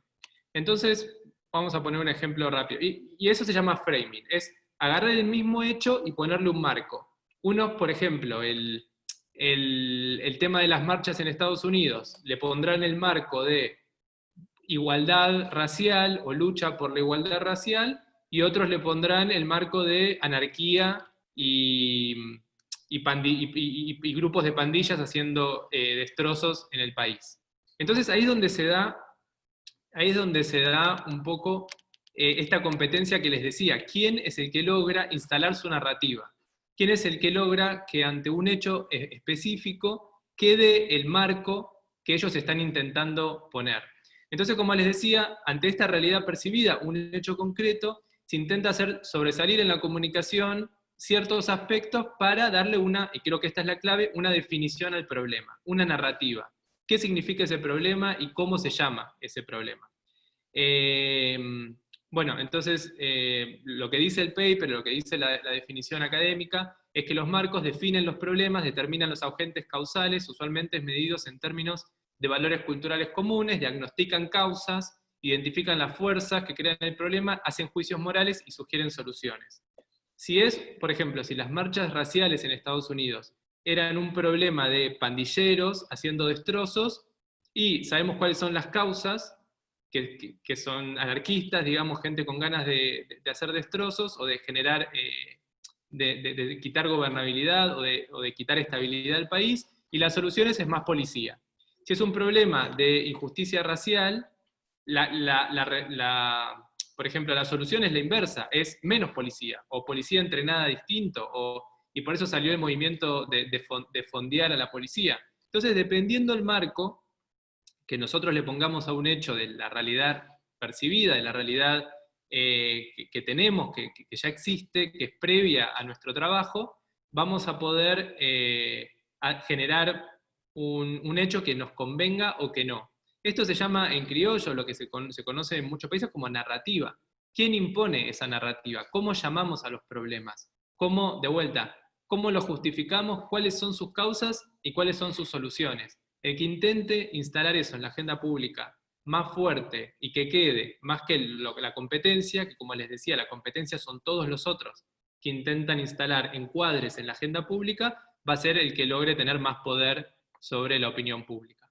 Y el otro punto, además del framing, es el agenda setting, que en realidad quizás hubiera estado mejor ponerlo antes. Ricardo, no sé si estás ahí para poner la siguiente, porque en realidad lo que hacemos es, sobre lo que está en los temas en la agenda, o sea, sobre lo que logramos poner en la agenda, es que le ponemos un marco u otro.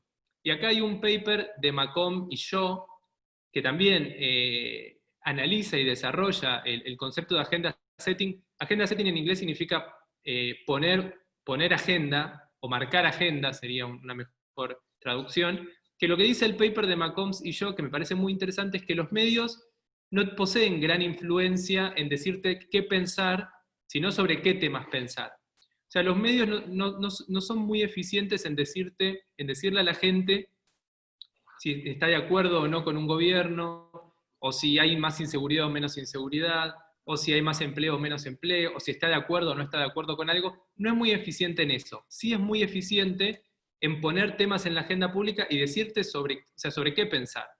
Quizás vos no estabas pensando en la inseguridad y ahora sí estás pensando en la inseguridad, aunque pienses que no hay tanta inseguridad, pero estás pensando en eso. O pensar en una determinada política pública que hace el gobierno, o pensar en el presidente, o dejar de pensar en el presidente y pensar en la oposición. Los medios meten en tu cabeza los temas sobre qué pensar, pero no son tan eficientes en decirte qué pensar. Eso desarrolla este paper de forma muy interesante, por si lo quieren buscar, y básicamente hay dos puntos que son la conclusión de este trabajo académico. El primero es que la comunicación no refleja la realidad, sino que la filtra y la forma, el framing que estábamos hablando recién. O sea, pone en la luz ciertas cosas y pone en la sombra otras cosas, sea consciente, de forma consciente o no. O sea, no es la realidad reflejada tal cual, sino con ciertos matices, con ciertas... o sea, no de todo objetiva, sino de forma más subjetiva.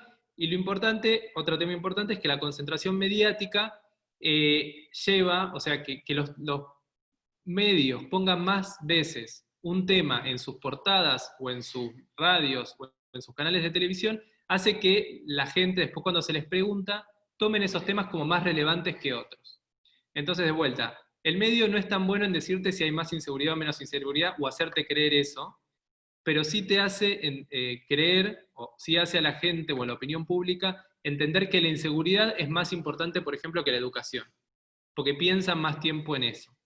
Dos ejemplos que pusimos acá de cómo uno puede influir en la imposición de agenda es el enlace ciudadano que hacía Rafael Correa en Ecuador todos los sábados a la mañana, donde él tenía un programa de 3 o 4 horas que, a pesar de, es difícil creer que un programa de 3 o 4 horas puede marcar agenda, la marcaba, y los medios toda la semana hablaban de los temas que él había hablado en el enlace ciudadano, sobre todo los temas más polémicos, los temas más confrontativos, no los temas quizás más de información. Y entonces es una forma, ¿no? Tener como una locomotora, tener un generador de noticias que sea parte del gobierno.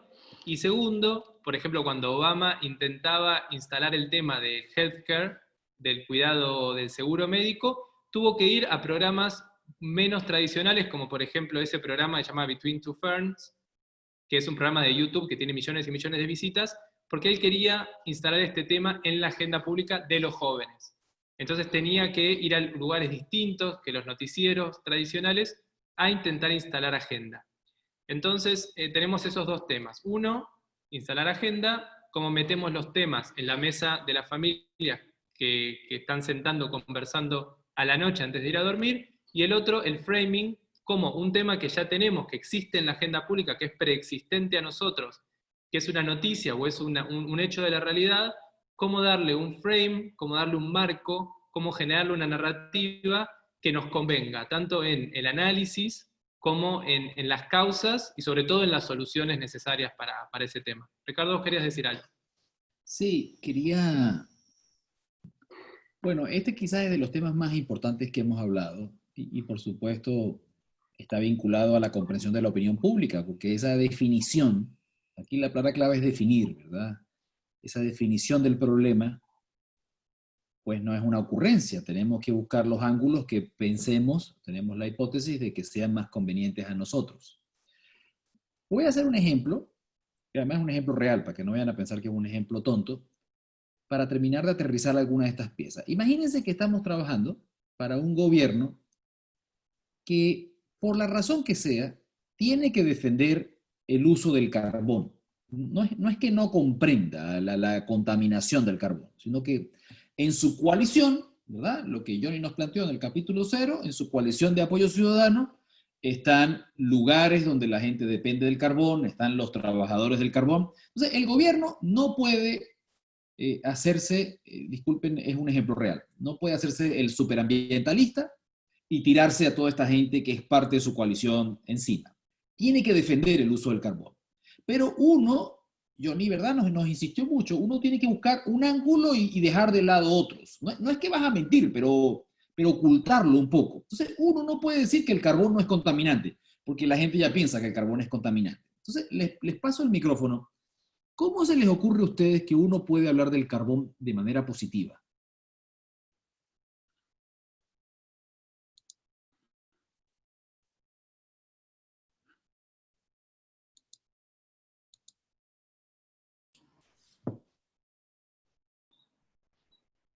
¿Sí? ¿Algún voluntario? Está clara la pregunta, ¿verdad? ¿Sí? A ver, Oscar, vamos tú.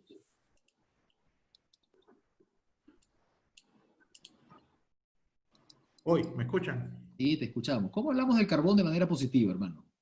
Bueno, ahorita es complicado hablar de manera positiva, pero como se puede quizás darle un matiz es para, por ejemplo, para generación de energía, el carbón es una tecnología probada, una tecnología que tiene muchos años en el mercado, una tecnología que no depende de las variables ambientales, como son en el caso de energía hidroeléctrica o eólica, genera una cantidad de empleos importantes a nivel de todos los países. Bingo. Y un tema bien importante es que la tecnología ha avanzado tanto que aunque es contaminante, hay muchos mecanismos para atenuar el nivel de contaminación y el impacto ambiental. Yo creo que por ahí pudiera ser.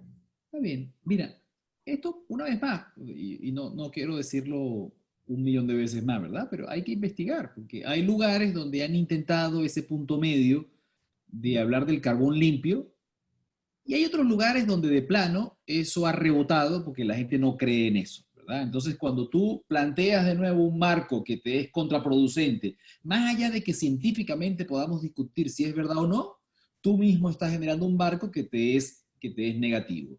Y en la primera parte de tu respuesta es donde ha estado la única posibilidad de remar con este problema. Entonces, los gobiernos que han tenido que llevar adelante la defensa del carbón no lo defienden desde el lado ambiental, lo defienden desde el lado del trabajo, ¿verdad?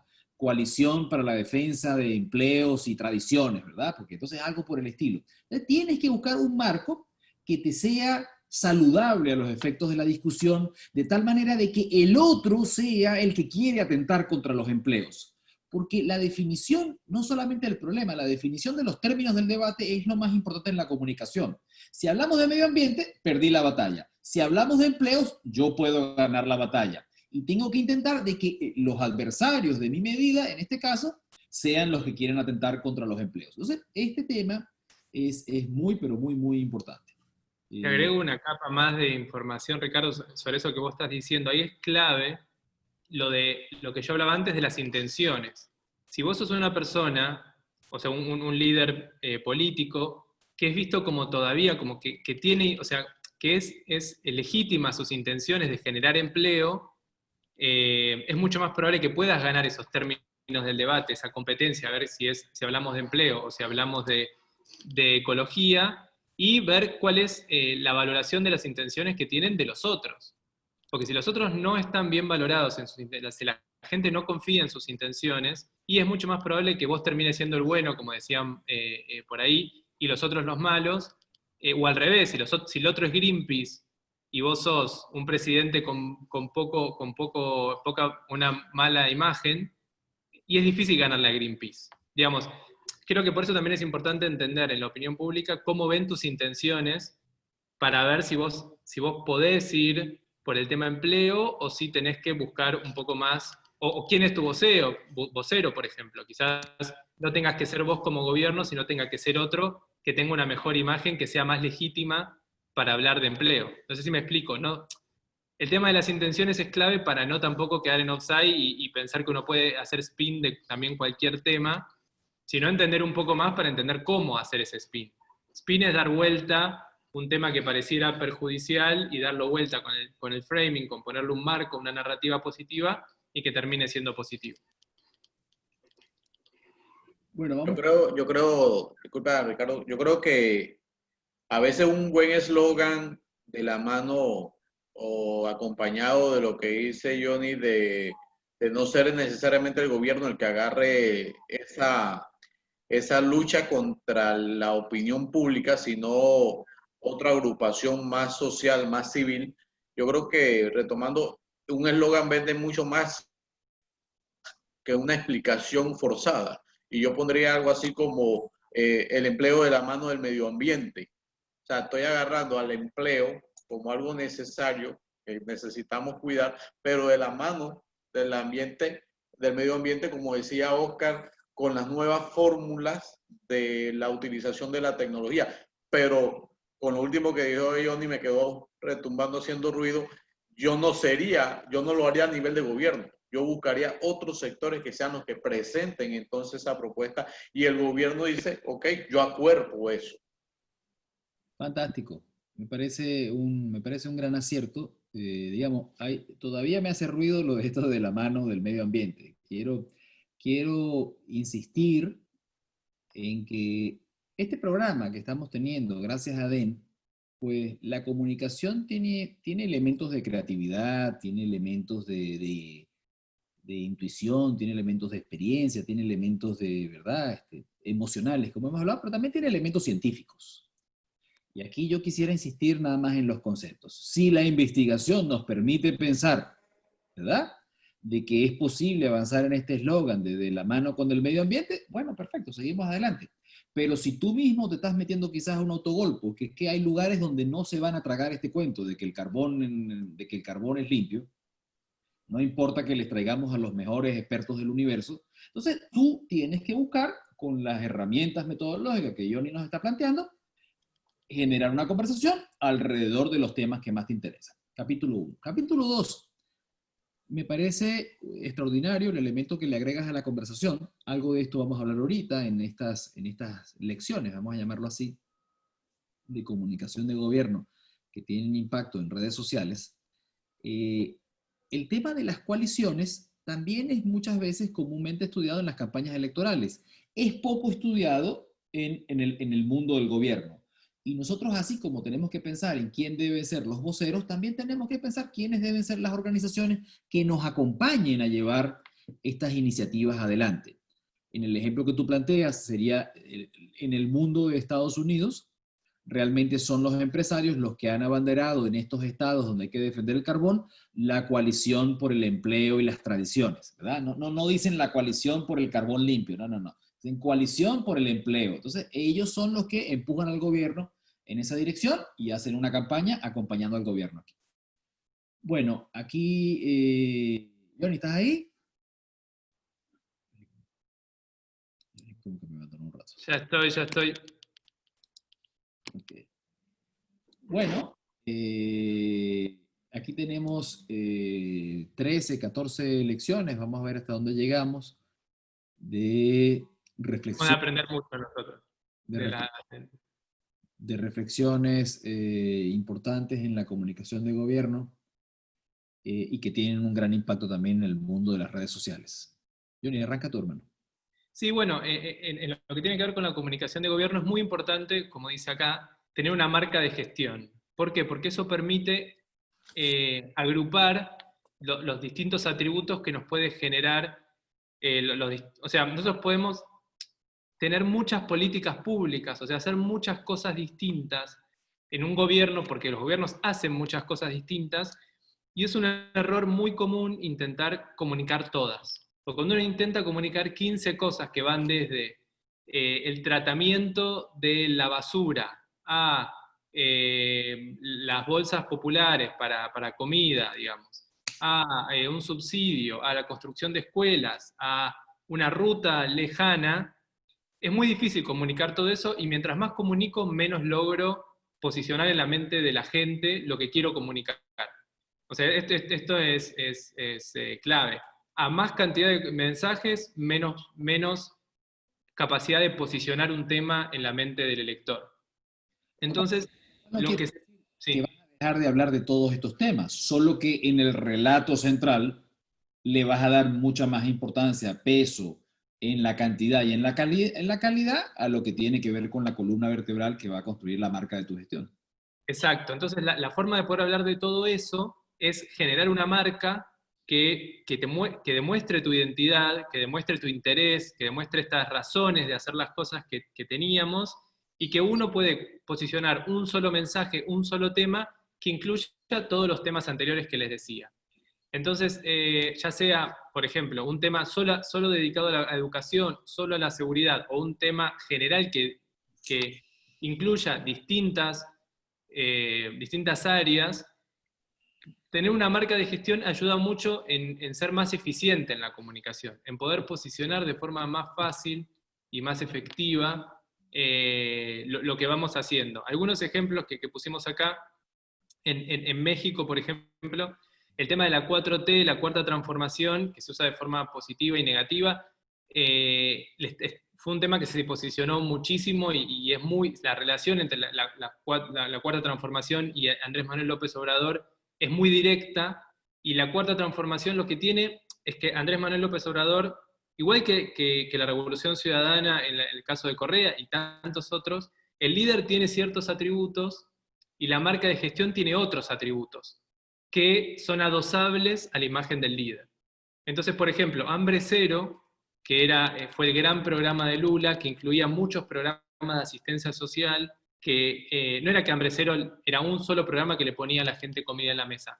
Era un programa educativo, de hambre, que tenía el bono que se le pagaba a la gente todos los meses. Hay muchos temas que se englobaban en el programa Hambre Cero, que sacó a 40 millones de la pobreza en Brasil, que fue el legado estrella de Lula, que fue lo que le dio gran parte de su imagen positiva.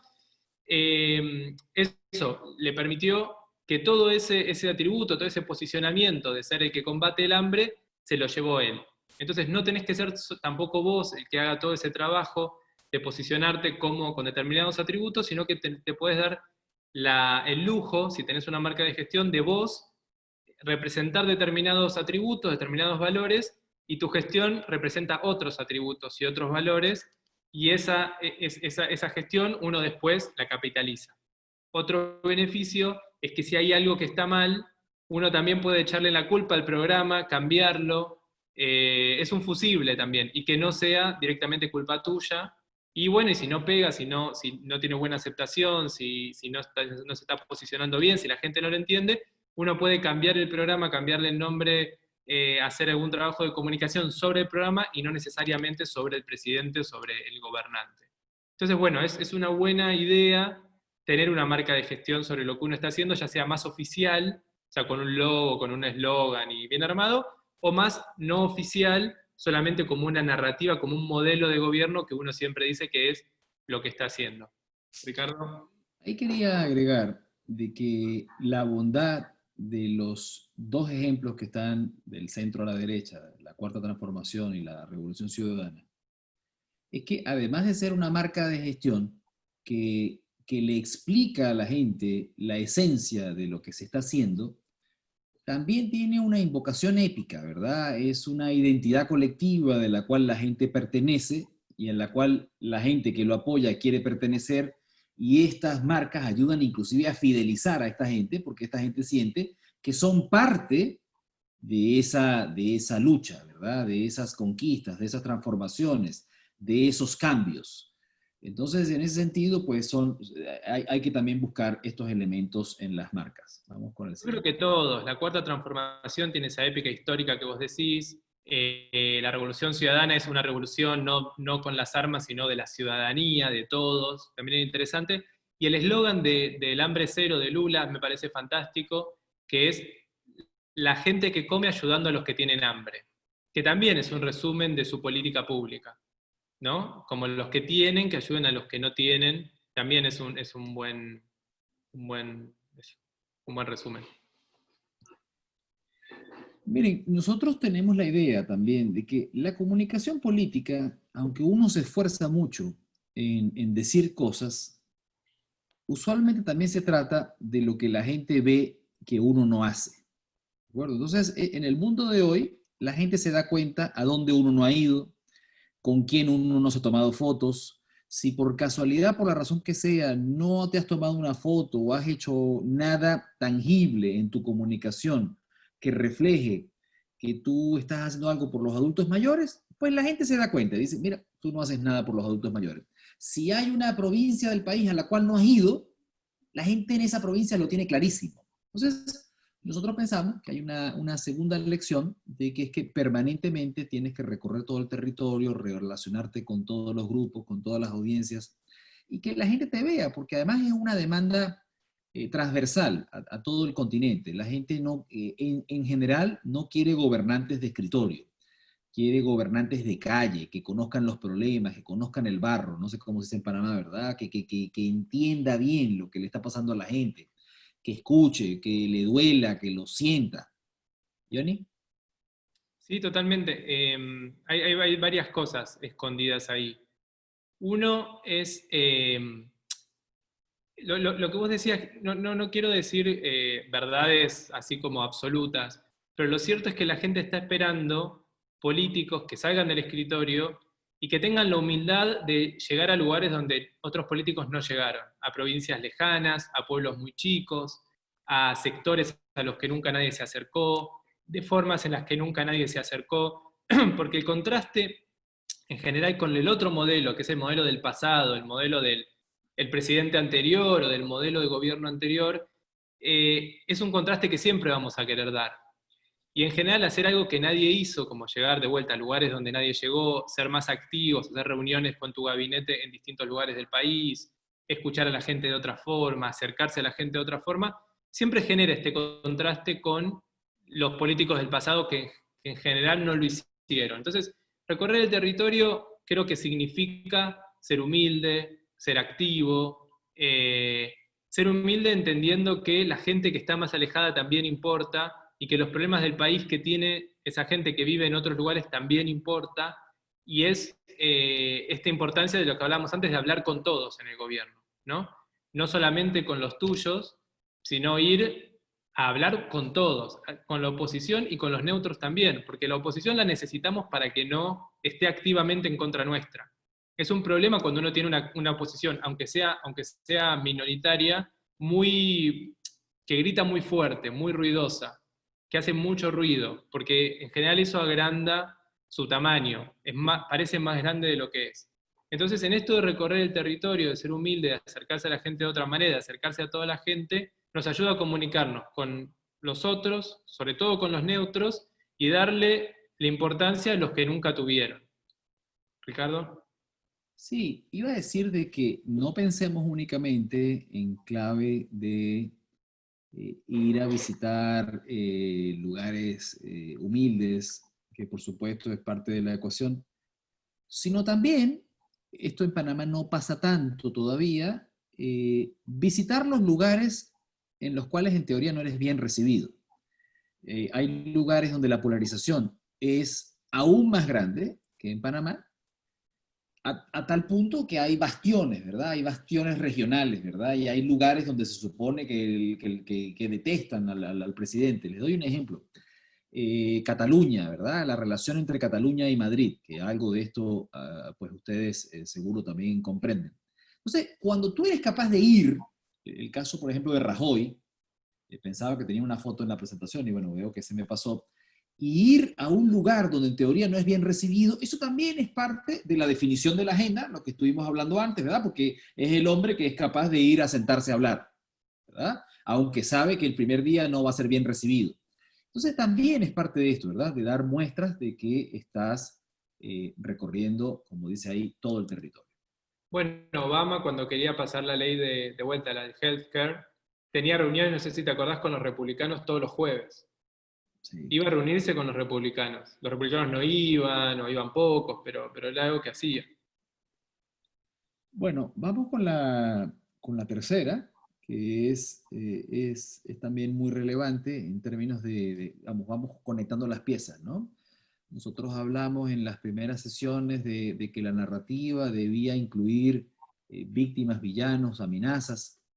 Bueno, y hay más de un gobernante, en el ejemplo de la izquierda, que tiene relaciones muy tensas con los medios, ¿verdad? Lo vemos con Trump en Estados Unidos, que a veces no deja entrar a ciertos medios, a sus ruedas de prensa, o que en las ruedas de prensa, bueno, tiene momentos muy tensos con ciertos y ciertas periodistas.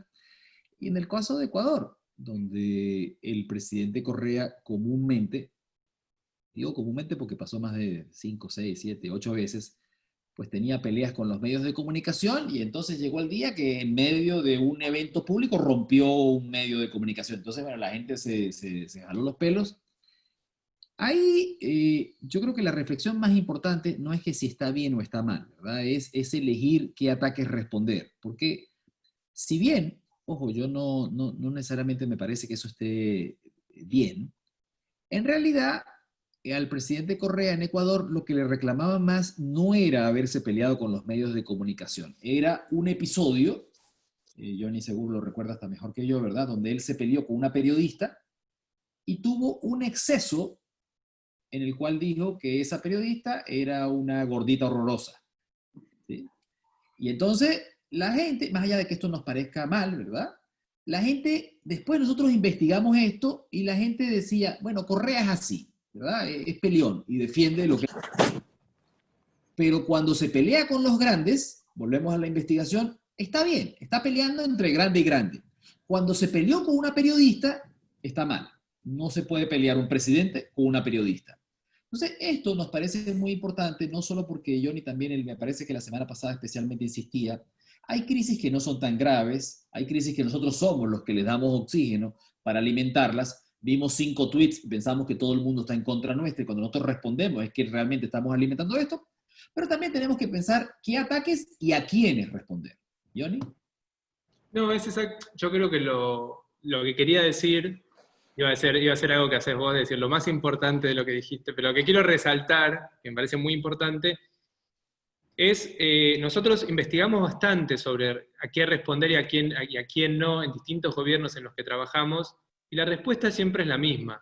La gente ve bien cuando uno responde o ataca en algún punto a alguien más grande que uno o igual que uno, pero nunca cuando cuando uno, por más razón que tenga, ataca o responde a alguien más chico. Un periodista, un tuitero, no sé si pasa, en Argentina pasó, en Ecuador pasó, en Perú pasó, presidentes respondiéndole a un tuitero indignado, ¿cómo van a hacer eso cómo le va a hablar así al presidente, la institución presidencial? La gente dice, ¿qué hace un presidente hablando con un tuitero? ¿Qué hace un presidente hablando con un periodista? Entiendo que hable con los medios, con otro país, que defienda a nuestro país de otro país, perfecto. Que defienda la verdad en contra de los medios o de los conglomerados, perfecto. Ahora, que un gobierno se meta en una pelea con alguien más pequeño, eso ya lo ven muy mal. Y lo clave, lo claro, es David o Goliat. El gobierno siempre puede ser David, o un político siempre puede ser David, nunca puede ser Goliat. En el momento en el que el gobierno es percibido como alguien gigante atacando a alguien más chico, en ese momento pierde legitimidad y pierde la razón. Digamos, por más razón que tenga, pierde la razón. Tengo una pregunta aquí para el público. ¿El presidente de Panamá alguna vez ha tenido algún conflicto discutiendo con periodistas? Buenas tardes, Sara Pineda. El actual presidente no, al contrario, la última acción que tuvo en torno a los periodistas que llamó la atención fue limitar a sus escoltas a que abrieran más espacio para que los presidentes para que los periodistas pudiesen estar más cerca de él. Pero el presidente Varela, en una entrevista que le estaban haciendo un grupo de periodistas, le dijo a un periodista de CERTV, usted no puede preguntar eso porque es un funcionario público. Y el presidente Martinelli le dijo a un periodista que era un drogadicto en una rueda de prensa otorgada en la presidencia de la República, y eso todavía se recuerda, ¿no?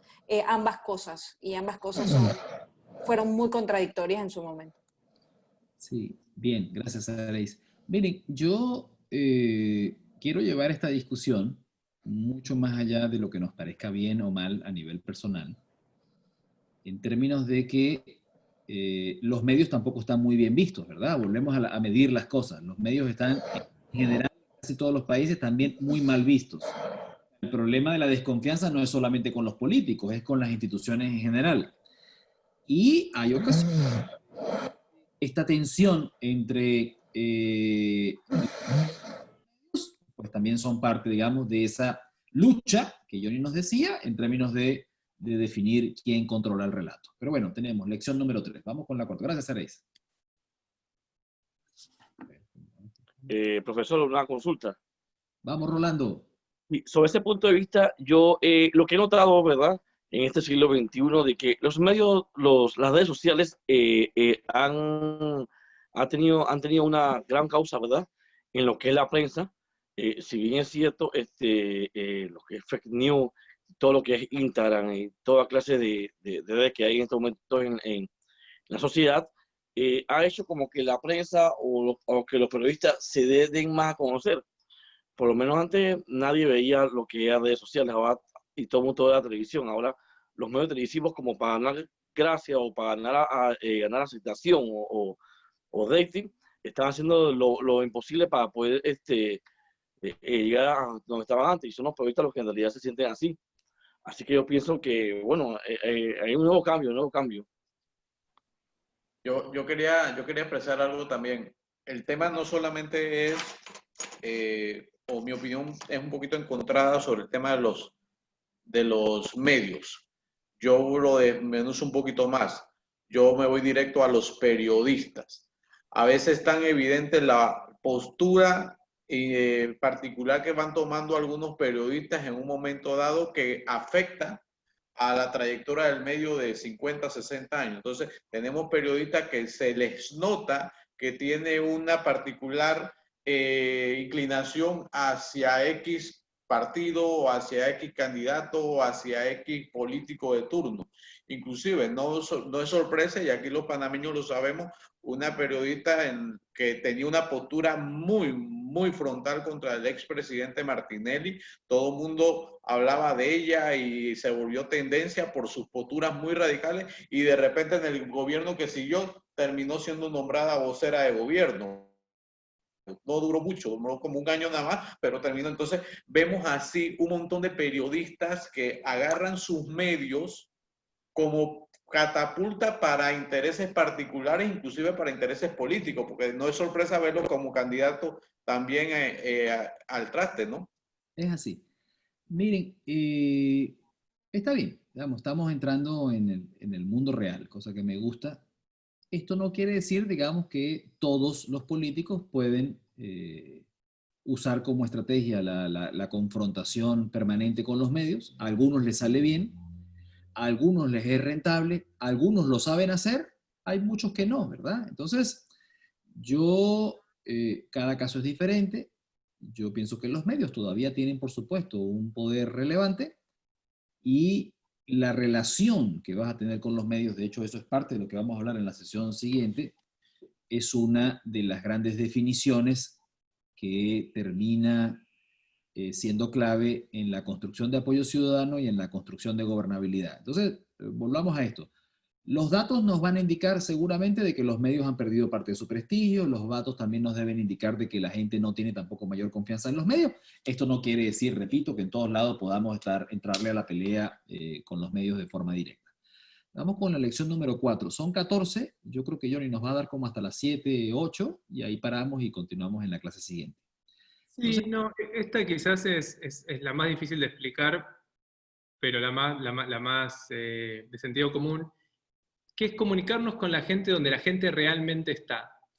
Hemos trabajado en muchas campañas donde hay ciertas donde el jefe de campaña, el candidato, el gobernante, digamos, la gente de comunicación, asume muchas cosas de la gente, porque le habla a la gente donde a ellos les gustaría que esté, cómo a ellos les gustaría que esté.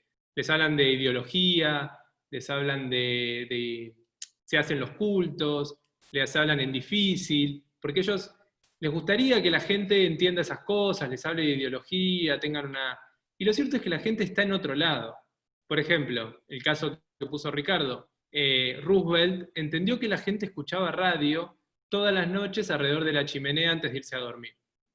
Entonces lo que hizo, no sé si era la noche, pero veía que la familia se juntaba alrededor de la radio por la noche antes de irse a dormir. Entonces él hizo semanalmente un discurso que se llamaba Charlas alrededor de la chimenea, o algo así. Sí, sí, sí.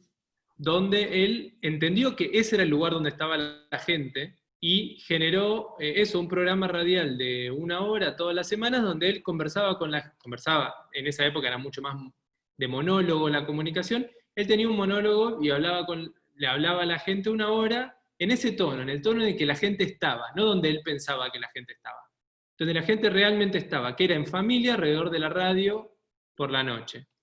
Entonces él le hablaba en ese tono, era un tono amigable, un tono de narrativa, un tono de storytelling, no un tono político. Obama en el 2008 hizo lo contrario. Obama entendió que la gente estaba en las redes sociales, que la gente estaba en los blogs en esa época, que la gente estaba en MySpace, que la gente estaba en YouTube, que la gente estaba en otros lugares. Y él llevó la campaña a ese lugar. Y no solamente lo llevó a esos canales, sino que cada uno podía hacer su propia campaña, cada uno tenía... La gente que quería aportar a la campaña tenía un usuario de My Barack Obama, donde cada uno podía generar su propio blog y hacer su propia campaña. Él entendió que la gente no solo quería ser testigo de la campaña, sino que quería ser parte. Entonces cada uno podía generar su propia página web, con sus propios contenidos, con lo que él le quiera poner, con su propio diseño, y hacer su propia campaña para Barack Obama. Esto está muy desarrollado en un libro que Ricardo y a mí nos gusta mucho, que se llama Rules for Radicals, Reglas para Radicales, de Saúl Alinsky, que habla mucho de esto. Él enseña cómo organizar comunidades, cómo hacer movilización de territorio, y te dice, cuando hablas con la gente, cuando estás con la gente de territorio, no les hables donde vos quisieras que ellos estén, sino donde ellos realmente están. Entonces, por ejemplo, si vos te gusta hablar de capitalismo y socialismo y de explotación de los trabajadores, bueno, entendé dónde están ellos, si a ellos les interesa, si conocen ese lenguaje, si les interesa hablar de eso, o si ellos están en otro lado y quieren hablar de otras cosas, y la única forma de generar algún atractivo con ellos, de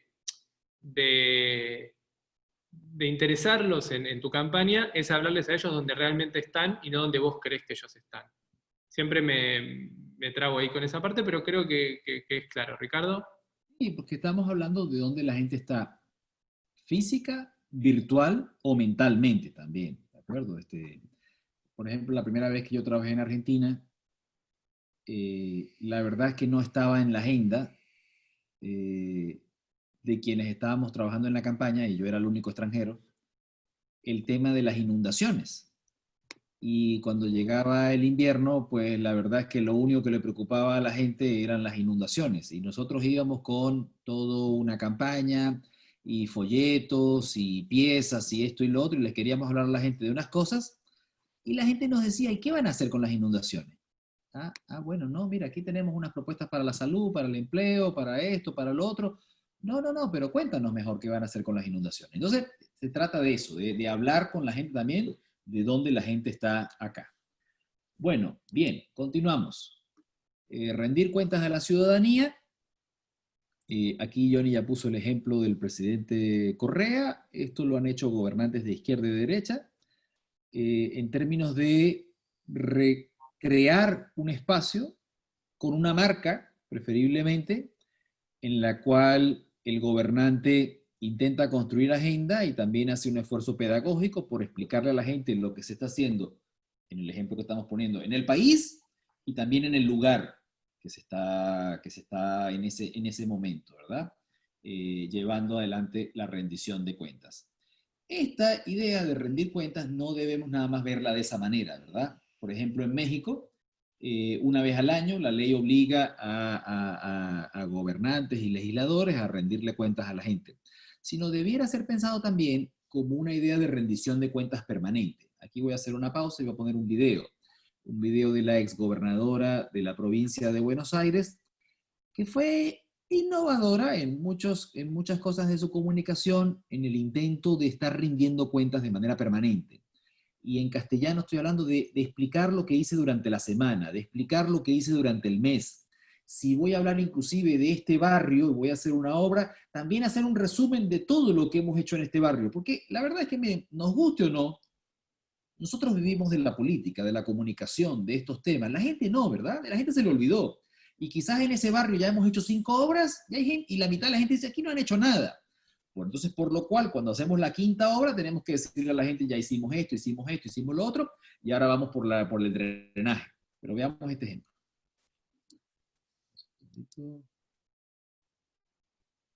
Pueblo.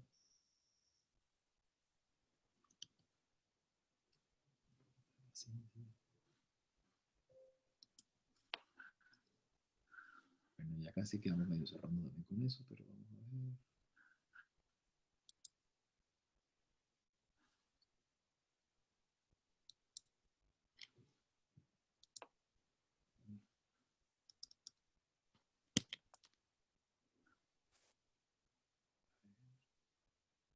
Se ve en la pantalla, ¿verdad?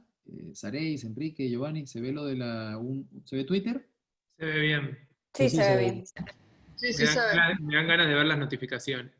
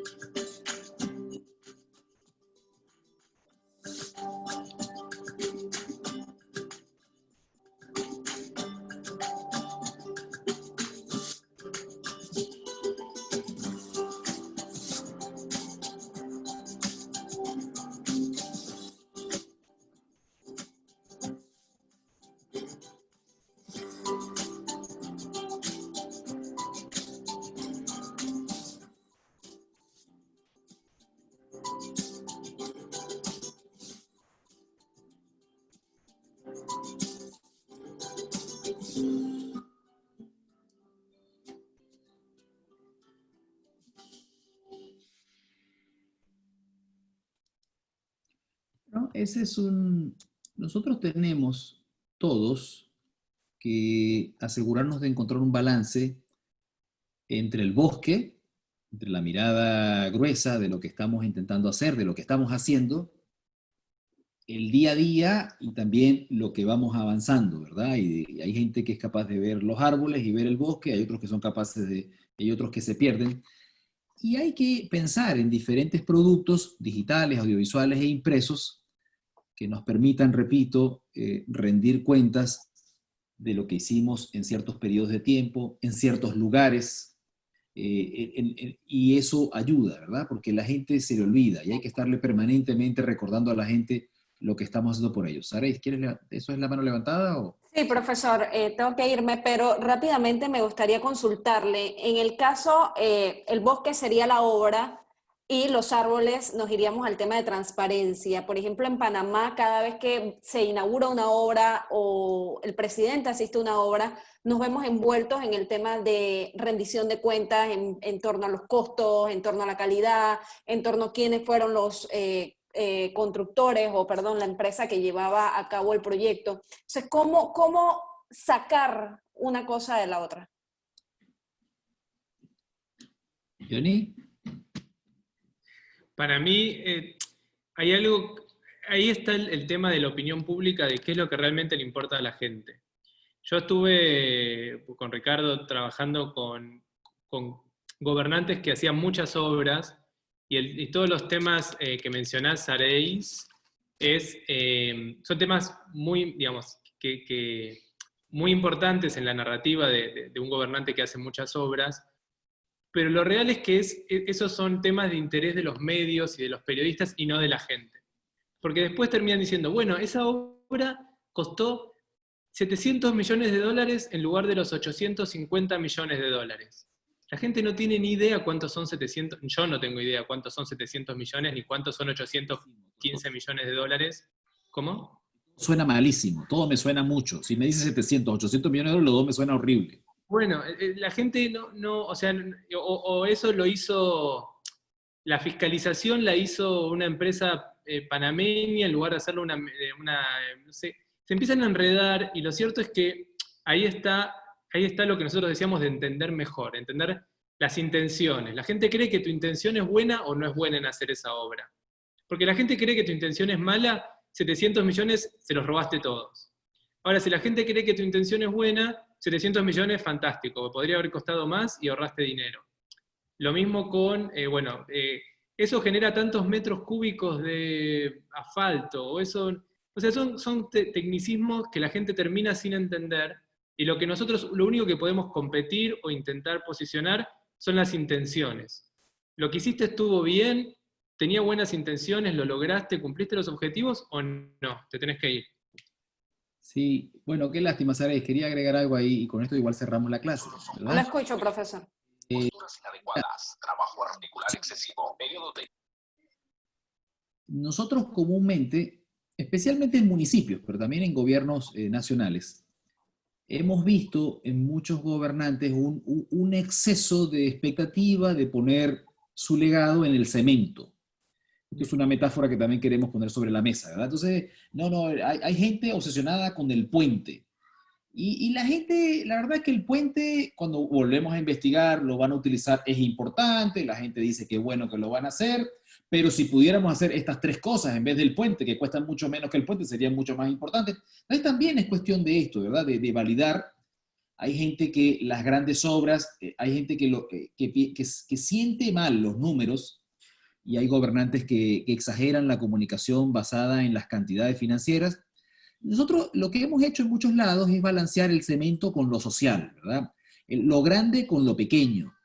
Y esto es importantísimo en el desarrollo de piezas que le permitan comunicar a la gente, sí, perfecto, tenemos el gran puente, pero también tenemos pequeñas obras en tu barrio, ¿verdad? Que son las obras que están transformando tu vida. Bueno, algo de esto vamos a hablar la semana que viene, todavía en alguna de las lecciones que nos quedan, la combinación de lo macro con lo micro. Bueno, hoy fue una clase un poco más de menos participación, pero continuamos la semana que viene. Les agradezco mucho a todos. Gracias a Den, gracias Johnny, y pues nada, seguimos. Ya nos quedan solo 2. Espero que esto esté siendo útil y nosotros estamos muy satisfechos y muy entusiasmados y pues nada. Johnny. Muchísimas gracias a todos. Creo que quedaron algunas, no sé si la clase que viene las vemos, Sí. o te las mandamos. Son cosas así muy, muy puntuales, como las que venimos viendo.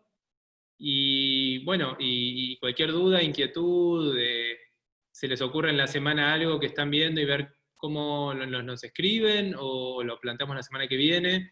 Eso, como no hubo mucho lugar para preguntas esta clase, quizás estaría bueno tener algún otro marco de interacción. Bueno, igual, nos vemos la semana que viene. La semana que viene sí vamos a asegurarnos de tener varios espacios de interacción para, bueno, disfrutar de la conversación. Cuídense mucho. Gracias a todos. Saludos a todos. Buena semana.